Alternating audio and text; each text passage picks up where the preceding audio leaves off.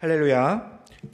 오늘도 기도의 자리에 나아오신 여러분을 환영하고 사랑하고 축복합니다. 이 시간 함께 찬양하고 주의 말씀을 들으며 기도할 수 있는 모든 것이 하나님의 은혜임을 고백하며 나아가는 우리가 되기를 소망합니다.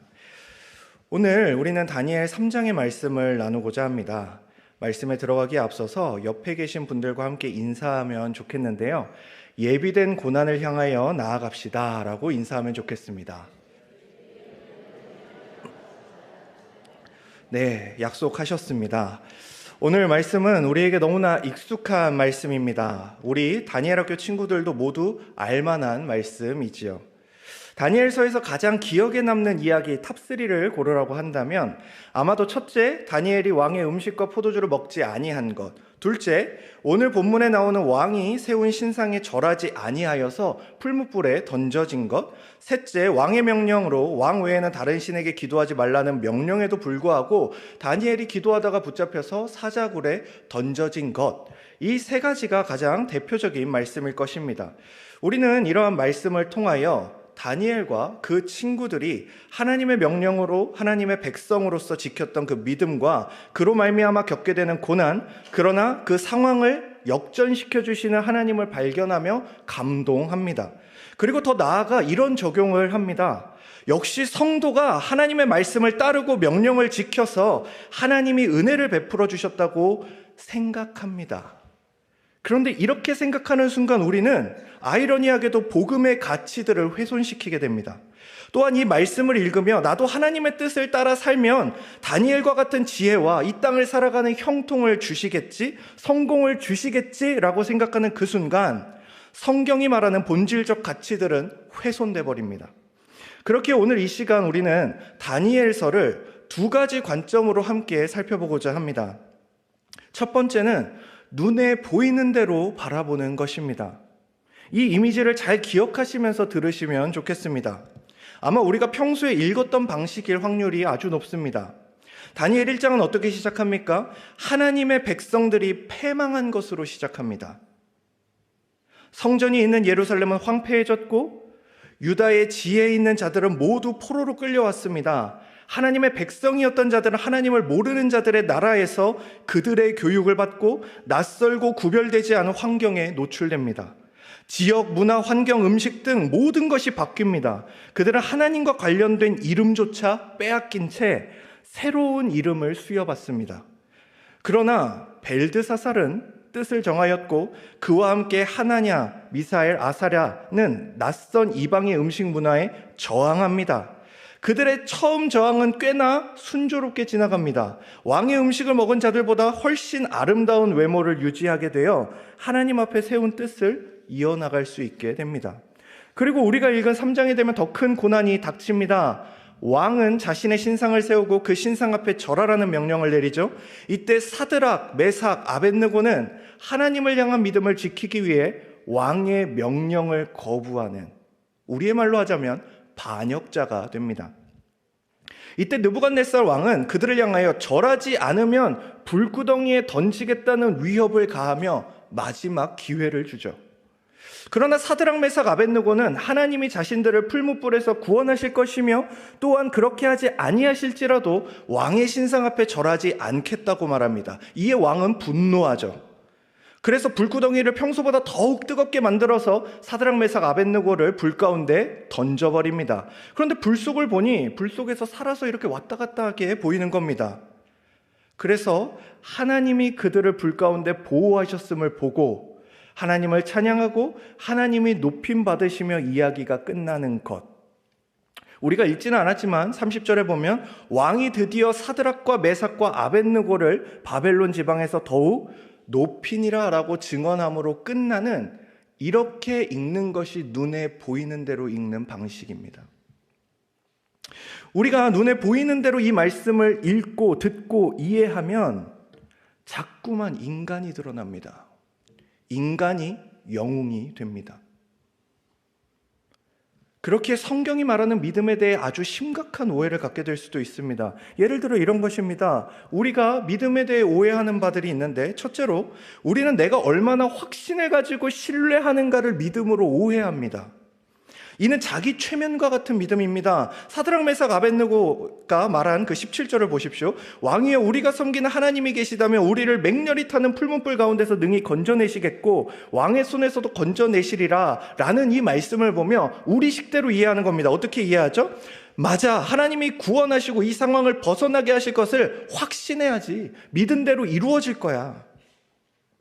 나의 믿음이 확고하여 흔들리지 않으면 하나님이 들어주실 것이라 믿는 겁니다. 이는 자신이 바라고 믿는 것을 하나님을 믿는다고 착각하는 데서 비롯된 잘못된 확신입니다.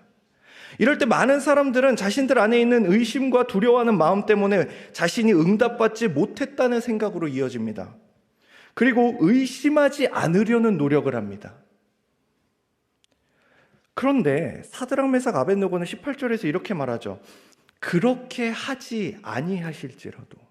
무슨 말입니까? 설령 하나님의 계획과 하나님의 일하심이 나의 생명을 보존하고 생명을 살리는 육체적 구원이 아닐지라도 왕의 명령을 따르지 아니하겠다라고 합니다. 여기서 우리의 오해가 깨져야 하는 것이죠. 믿음은 우리를 고난에서 건져내는 것이 아니라 믿음으로 말미암아 우리는 고난을 향하여 담대히 걸어갈 수 있는 겁니다. 하나님이 나를 건져주실 것을 확신하기에 믿는 것이 아니라 내가 이 자리 가운데 죽게 되더라도 하나님을 믿는 것에 어떤 후회나 실망이 없는 것이 믿는 자의 삶입니다. 그러니 여러분, 믿는 자는 반드시 이 땅에서 우리의 삶이 평안하고 그 어떤 어려움에서 하나님이 우리를 건져주실 것이라는 거짓말에서 빠져나오셔야 합니다. 믿음만 있으면 우리의 질병, 가난, 힘들고 괴로운 일, 마음의 상처 모든 것이 해결됩니까? 그렇지 않죠. 오히려 믿음은 하나님을 믿음으로 말미암아 예수 그리스도를 나의 구주로 인정함으로 말미암아 당장 죽어도 이상하지 않을 고난과 박해가 있더라도 그 고난을 향해 걸어갈 수 있는 용기를 주는 것이 믿음입니다. 둘째로, 우리가 소원하는 바가 하나님을 위한 것이라면 하나님이 반드시 들어주실 것이라는 생각입니다. 이것이 믿음에 대한 두 번째 오해입니다. 이런 것이죠. 하나님, 저의 이 가난이 해결되면 더욱 하나님 나라의 영광을 위해 저의 모든 것들을 다 바치겠습니다. 하나님, 제 질병을 회복시켜 주시면 주님의 교회에 더욱 헌신하겠습니다. 하나님, 이 선교사님이 풍토병으로 목숨이 위독한 게 말이 됩니까? 이 선교사님이 나으면 이 민족이 복음화될 것인데요. 그러니 주님, 기적을 보여주십시오. 과연 믿음입니까? 믿음은 하나님의 계획과 뜻을 신뢰하는 것입니다. 나의 계획, 나의 판단, 나의 생각이 우선될 수 없습니다. 바울도 자신이 가진 육체의 가시를 위해 기도합니다. 그러나 하나님은 고쳐주지 않으십니다. 그런데 성경 어디에도 바울이 그로 말미암아 시험에 들었다는 얘기가 없습니다. 그때부터 바울의 사역이 끝났다는 얘기도 없습니다. 구약의 선지자였던 엘리사는 수많은 병든 자를 고치고 기적을 일으키고 심지어 죽은 자도 살립니다. 그런데 그의 인생 마지막에 대해 여러분은 보셨습니까? 열왕기하 13장은 그가 병에 걸려 죽었다고 말합니다. 이상하지 않습니까? 병을 고치는 일을 합니다. 죽은 자도 살립니다. 온갖 일어날 수 없는 기적들을 다 보이던 선지자입니다. 그런데 그가 병에 걸려 죽습니다. 이를 보면서 우리가 엘리사가 믿음이 부족해졌나? 엘리사가 무언가 확신이 없었나? 이제 엘리사가 할 일이 다 끝났나? 이렇게 생각하는 사람은 아무도 없습니다. 믿음은 내가 생각하는 유익보다 하나님의 결정을 신뢰하는 것입니다. 모든 결정 권한이 하나님께 있음을 인정하는 것입니다. 제가 오늘 설교를 해야 되는데 어제 밤부터 몸이 굉장히 안 좋아졌습니다. 목이 계속 막히고요. 콧물이 막 흐릅니다. 이렇게 할 수 있겠죠. 하나님, 내일 정말 말씀을 잘 전하기 위해서, 함께 은혜 나누기 위해서 주님 낫게 해주십시오. 그러나 그것은 저의 바람이고 저의 생각일 뿐입니다. 하나님은 그렇게 역사하실 수도 있지만 하나님의 뜻과 하나님의 계획이 다르다면 우리는 그 인도하심에 순종해야 하는 것이죠. 셋째로, 믿음은 어떤 결과를 예상하고 유추하는 것이 아닙니다. 사드락과 메삭 아벳느고는 그래도 하나님이 살려주시겠지? 이렇게 생각하지 않습니다. 에이, 설마 그냥 우리 불타 죽게 하시겠어? 우리 담대하자. 우리 분명 살 거야. 살아서 나올 거야. 이렇게 말하지 않습니다. 그들도 불확실한 그 마음 가운데 있습니다. 그들에게 불은 눈앞에 있었고 사형 집행은 곧 집행될 상황이었습니다. 하나님을 향한 믿음을 지키다가 빠진 위험이기에 하나님이 그들에게 미래를 알려주시거나 하지 않습니다. 다른 사람들은 어떻게 쟤들 이제 곧 죽겠네 하지만 그들 가운데만 와, 우리 불 가운데 들어갔다 살아나오는 거 봤다, 이렇게 말하지 않는다는 겁니다. 그들도 똑같이 미래를 볼 수 없습니다. 그들에게 처해진 상황은 뭡니까? 똑같이 두려움 앞에 서는 겁니다. 보이지 않는 미래를 마주하는 것입니다. 어떻게 될지 모르는 상황 가운데 한 사람으로 서는 겁니다. 30절에 살펴본 것처럼 그들이 이 땅의 박해와 고난에도 불구하고 믿음을 지킨 우리를 높여주시고 우리를 통해 하나님의 이름이 높임받으실 것도 예측되는 상황이 아닙니다. 그들은 자신들이 어떻게 될 것인가 보다 이미 우리의 삶에 말씀하시고 역사하셨던 하나님을 신뢰했습니다. 자신들이 위험에 처한 상황까지도 하나님의 계획과 하나님의 손안에 있음을 믿을 뿐이었습니다. 이 믿음으로 그들이 죽임을 당할지 건짐을 당할지 유추하는 것은 그들의 몫이 아니었습니다.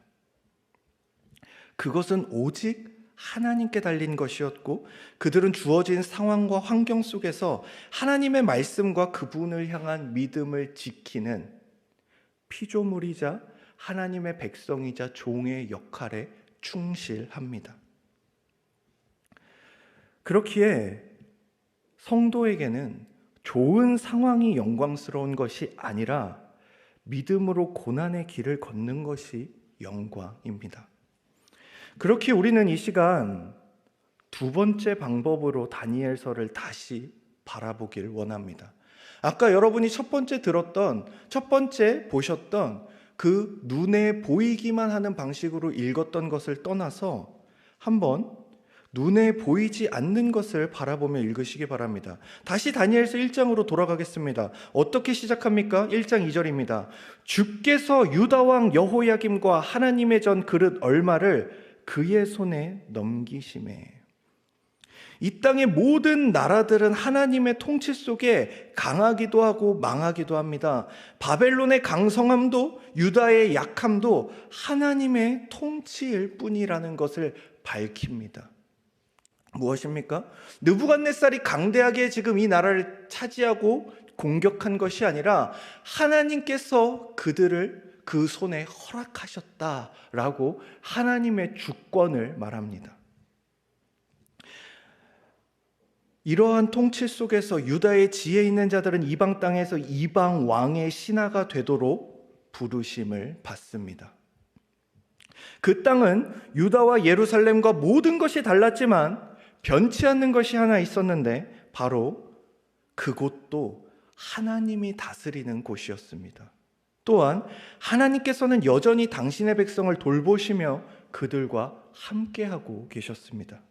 그렇게 다니엘은 뜻을 정하였고 하나냐, 미사엘, 아사랴도 함께 동참합니다. 그들은 하나님의 백성으로 살아가고자 마음과 뜻과 힘을 다하였고 이들은 거대하고 강대한 제국의 수많은 사람 가운데에서도 가장 빛이 나는 자들이 됩니다. 그런데 하나님의 백성으로 살아가던 그들의 삶에 이 땅의 삶이, 이 땅의 권력이 도전해 옵니다. 이 세상에서 살아남는 방법과 이 세상을 살아가는 방식이 이들에게 요구됩니다. 하나냐, 미사엘, 아사랴는 자신들의 왕 되시는 하나님을 향한 충성을 나타내죠. 바벨론의 사람들은 왕에게 반역하면 풀무불에 던져진다는 사실을 알았습니다.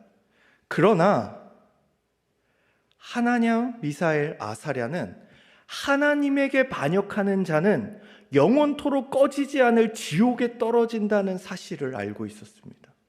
이들의 삶은 전혀 다른 삶이었습니다. 한 사람들은 세속 권력이 우리에게 줄 수 있는 고난과 핍박과 죽음에 대해서 알고 있었지만 한 그룹은 하나님이 주실 영원한 심판과 영원한 죽음에 대해 알고 있었습니다. 그들은 진정 두려워해야 할 것이 무엇인지 알고 있었죠. 마태복음 10장 28절입니다. 몸은 죽여도 영혼은 능히 죽이지 못하는 자들을 두려워하지 말고 오직 몸과 영혼을 능히 지옥에 멸하실 수 있는 이를 두려워하라. 그렇게 하나냐, 미사엘, 아사랴는 자신들을 영원한 지옥불에서 건지실 하나님을 신뢰하며 믿음의 길로 나아갑니다. 그들은 이 땅의 죽음보다 더욱 가치 있는 영생의 길로 나아갑니다. 이 땅의 풀무불은 언젠가 꺼질 것이고 인간의 육신은 지금이 아니더라도 언젠가 죽을 것이지만 지옥의 불은 꺼지지 않으며 신자의 삶이 아닌 자들은 하나님 앞에서 영원히 멸망할 것이기 때문입니다. 그렇기에 보이지 않는 것, 즉 하나님의 주권적 관점에서 다니엘을 볼 때 하나냐, 미사엘, 아사랴는 풀무불에서 구원받은 것이 아닙니다. 그들의 구원은 영원한 것이었고 하나님은 그들을 풀무불구덩이에서 안전하게 보호하고 보존하신 것입니다. 바벨론에서 당신의 백성과 함께 하신 것처럼 그들의 고난에도 함께 하셨습니다. 여러분, 우리는 세상을 어떻게 바라보며 살아가고 있습니까? 우리의 정체성은 무엇입니까? 우리가 더욱 두려워하는 것은 무엇입니까? 여전한 세상입니까? 아니면 영원한 나라입니까? 다니엘서는 하나님의 주권을 도저히 말할 수 없을 것 같은 이 역설적인 상황 속에서 우리는 무엇을 바라보아야 하는지 우리에게 묻습니다. 눈에 보이는 나라가 아닙니다. 눈에 보이는 군사력도 아닙니다. 찬란한 문명과 제국의 뛰어난 통치도 아닙니다. 하나님의 백성의 나라가 멸망하고 하나님의 성전이 유린당하고 파괴되는 현실에서도 진정한 하나님의 백성과 그들을 다스리는 하나님의 통치는 굳건하다는 사실입니다. 나라가 없어도 성전이 없어도 괜찮습니다.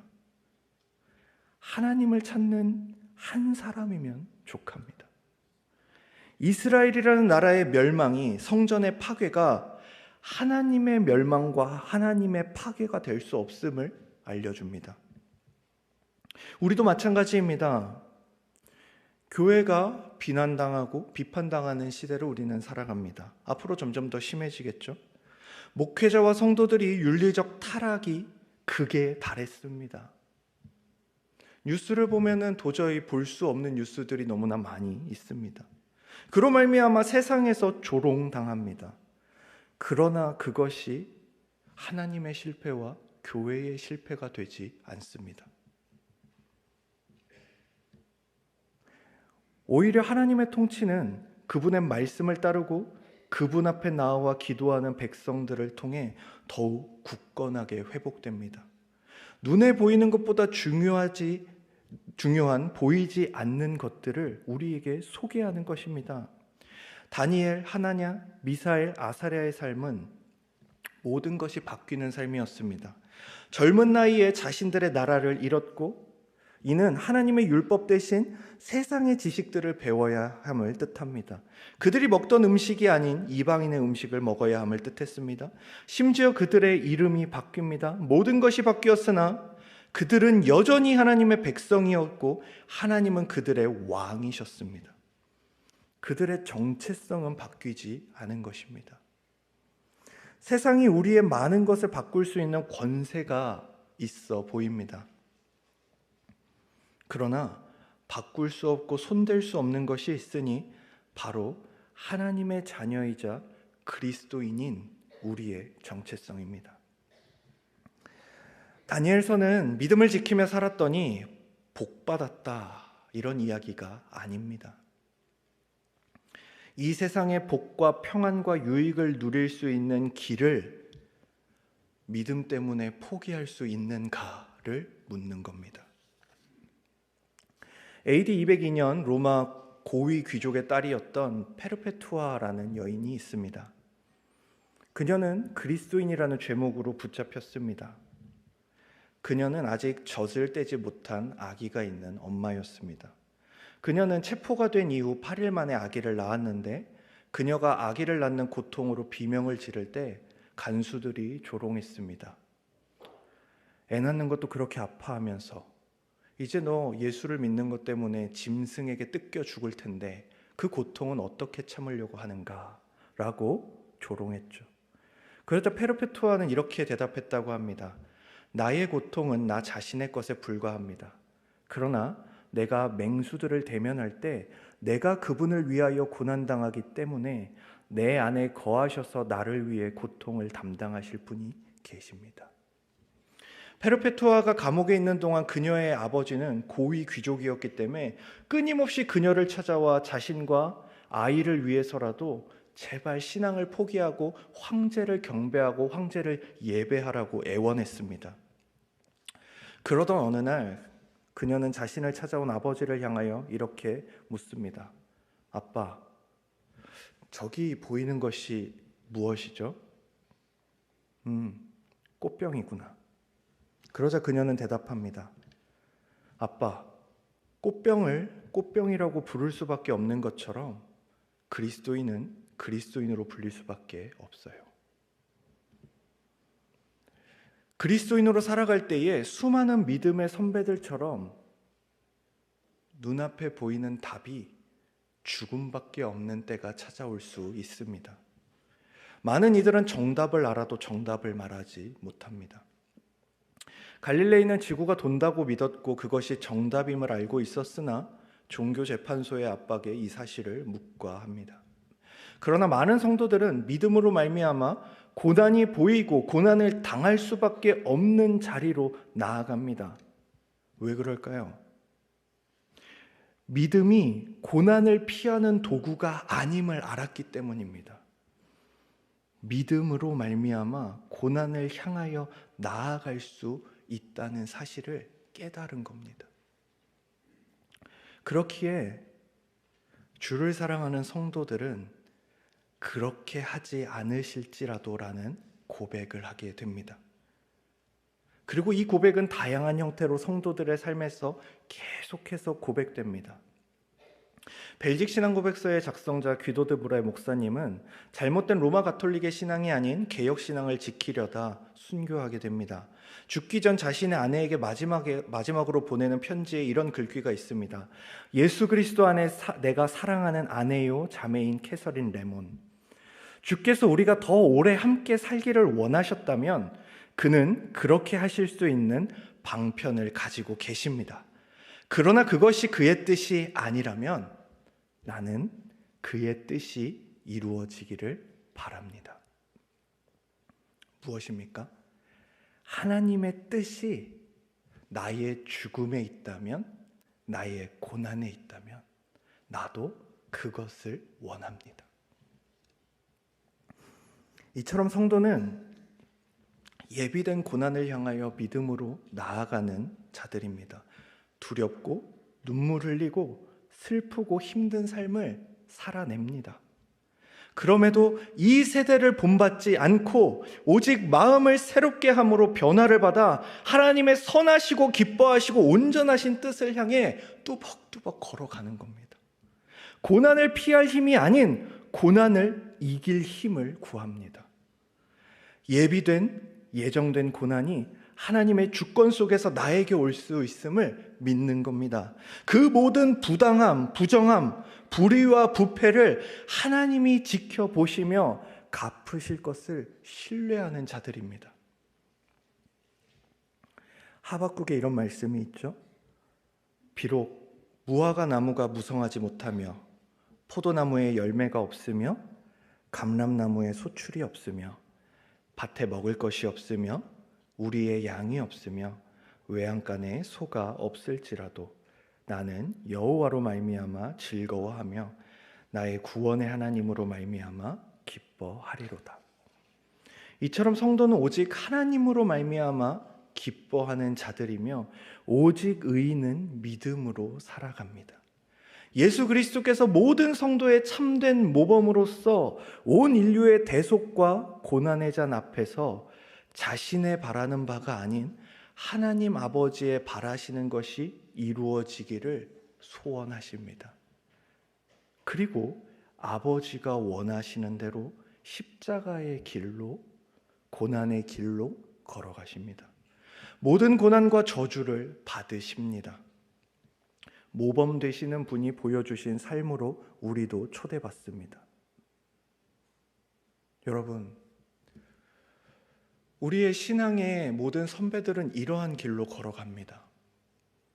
그렇다면 우리의 삶은 어떻습니까? 신앙생활을 하면서 저조차도 가장 안타깝고 힘들게 여겨지는 것은 언제부턴가 예수 그리스도를 믿으면서도 이렇게 말하는 경우가 많아집니다. 하나님, 저 좀 위로해 주세요. 하나님, 저 너무 힘들어요. 이 고난에서 좀 자유케 해주세요. 이 고난을 벗어나게 해주세요. 하나님이 상황을 역전시켜 주세요. 믿는 우리를 위로해 주세요.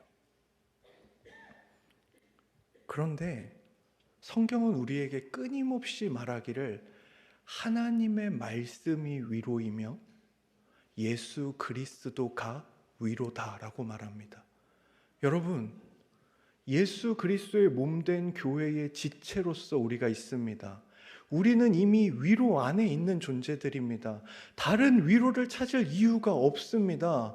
우리는 무엇을 찾고 있는 겁니까? 우리의 유일한 위로이시며 우리의 유일한 중보이시며 우리의 유일한 모범이 되시는 그 예수 그리스도를 만났음에도 우리는 자꾸만 무엇을 찾고 있는 겁니까?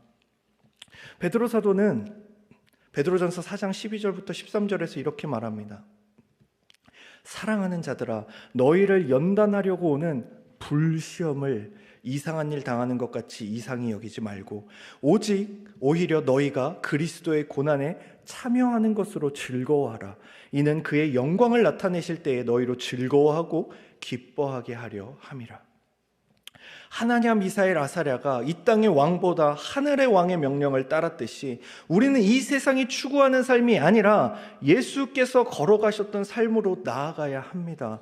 이 땅의 왕보다 이 세상과 영적인 세계를 모두 다스리시는 하늘의 왕을 두려워해야 합니다. 그렇게 바울은 이렇게 증언하죠. 우리가 잠시 받는 환난에 경한 것이 지극히 크고 영원한 영광에 중한 것을 우리에게 이루게 함이니 우리가 주목하는 것은 보이는 것이 아니요 보이지 않는 것이니 보이는 것은 잠깐이요 보이지 않는 것은 영원함이라. 어떻게 이렇게 살아갈 수 있습니까? 하나님의 말씀과 그의 아들을 믿는 겁니다. 우리는 나에게 주어진 평안, 부요함, 화목한 가정, 뛰어난 학력, 좋은 직장을 통해서 하나님의 사랑을 점치려고 합니다. 나에게 이렇게 평안함을 주셨으니, 나에게 많은 부요함을 주셨으니, 건강을 주셨으니, 많은 자녀들을 주셨으니, 권력과 권세를 주셨으니 하나님이 나를 사랑하시나 보다. 그러나 성경은 그것들은 전혀 기준이 될 수 없다고 말합니다. 환경을 믿지 말고 말씀을 믿으십시오. 이사야 53장 2절에서 4절입니다. 그는 주 앞에서 자라나기를 연한 순 같고 마른 땅에서 나온 뿌리 같아서 고운 모양도 없고 풍채도 없은즉 우리가 보기에 흠모할 만한 아름다운 것이 없도다. 그는 멸시를 받아 사람들에게 버림받았으며 간고를 많이 겪었으며 질고를 아는 자라. 마치 사람들이 그에게서 얼굴을 가리는 것 같이 멸시를 당하였고 우리도 그를 귀히 여기지 아니하였도다. 그는 실로 우리의 질고를 지고 우리의 슬픔을 당하였거늘 우리는 생각하기를 그는 징벌을 받아 하나님께 맞으며 고난을 당한다 하였도다. 예수 그리스도에 대한 성경의 예언은 그분이 보기에 흠모할 만한 아름다운 것이 없다고 말합니다. 버림당하고 슬픔과 고통을 당하며 천대를 당하는 자로 합당해 보인다고 말합니다. 하나님께 징벌을 받아 고난을 당하는 것 같은 삶으로 부르심을 받았다고 말씀합니다. 그러나 그것은 보이는 것이었습니다. 진정으로 그는 이 땅에 오신 하나님의 아들이셨고 이 세상 유일한 중보자요 의로운 분이셨습니다. 그러므로 여러분, 우리가 바라보아야 할 것이 무엇입니까? 여러분은 이 땅을 살아가며 무엇을 바라보고 무엇을 두려워하고 어떻게 살아가고자 하십니까? 말씀을 맺겠습니다. 그렇다면 우리에게 이러한 질문이 던져질 수 있습니다. 왜 신자는 이렇게 고난을 받을 수밖에 없는가? 하나님은 왜 자꾸 많은 성도들을, 당신의 백성들을 고난 가운데 두시는가? 고난은 세상의 정체성대로 살기를 거부한 자들에게 주어지기 때문에 우리는 고난을 당합니다. 그러나 유한합니다. 끝이 정해져 있습니다. 그러나 영광은 그리스도인으로서의 정체성을 지킨 자들에게 주어집니다. 무한하고 영원히 주어집니다. 우리가 고난을 견딜 수 있고 고난을 이길 수 있는 이유는 오직 하나님의 말씀과 그 말씀이 육신이 되어 이 땅 가운데 오셔서 우리를 위하여 대속을 완성하신 예수 그리스도 때문입니다. 왜 그렇습니까? 우리를 사랑하사 우리를 위하여 죽으신 예수 그리스도의 사랑이 보여졌고 믿음으로 인한 고난에 대하여 성경이 끊임없이 증언하고 있으며 우리의 모든 눈물을 닦으시고 모든 세상을 하나님의 공의로 심판하실 것을 약속하셨기 때문입니다. 여러분, 우리 모두는 언젠가 죽을 것입니다. 그러나 그 죽음이 오는 날 우리는 안심할 수 있습니다. 왜 그럴까요? 성경에 약속된 대로 우리가 죽음을 맞이하기 때문입니다. 그리고 그 죽음이 우리의 삶에 이루어진다면 우리는 또 하나의 약속을 기억할 수 있습니다. 무엇을요? 다시 살아날 것을 믿게 되는 것입니다.